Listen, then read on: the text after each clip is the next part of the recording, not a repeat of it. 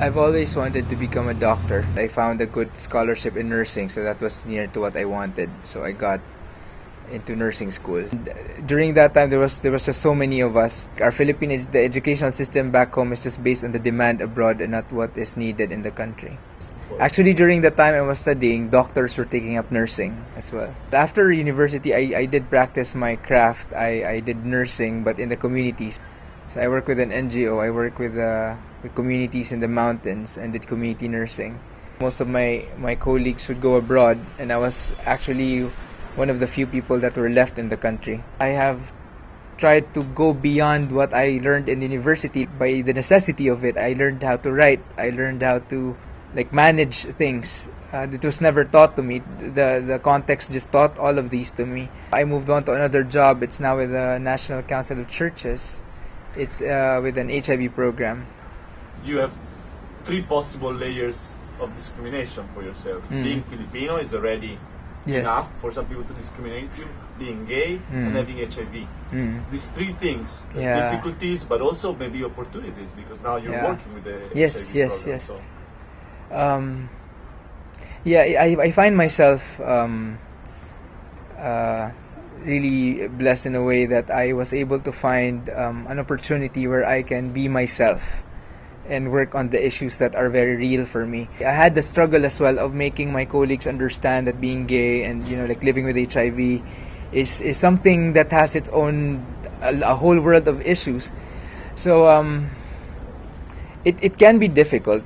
It really still is difficult because they would find being gay and also living with HIV as a liability for especially for companies. I have friends who would find it quite difficult to apply for a company, and then it's actually against the law to have an HIV test, but it's there, so they just move from one application to another until they can find something that is more accepting. So it really, these layers of when also going abroad, and it varies because of these three layers of yourself. It's kind of a balancing act. Sometimes you just realize that no matter how good you are, it's because of the color of your skin, of who you love, and how your health status is. I mean, that just complicates a lot of things. That's why you have to strive to be better at what you do, which is quite a struggle.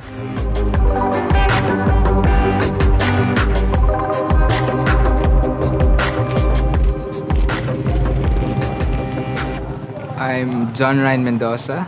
I'm a community nurse and advocacy officer for Rural Missionaries of the Philippines here in Mindanao. I've always found my health work as an entry point in order to discuss the underlying issues on human rights. Having to go through these international conferences and learn about these dynamics of how the pharmaceutical industry has been dealing with HIV. The medication that we have in the Philippines and also in Africa are the drugs that are not used in Europe and in the US because of the side effects. And the reason for that is the drug companies actually produce the newer, better medications that have lower side effects for US and Europe, the markets that can afford it. But for Asia and Asia and Africa that doesn't have money to afford this medication, they give us those that are not being used anymore.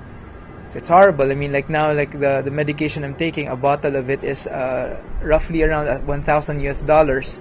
And for me, that's just not possible to sustain. And I find it quite obscene wherein, these drug companies make so much profit out of it, out of our misery. And I just couldn't accept that.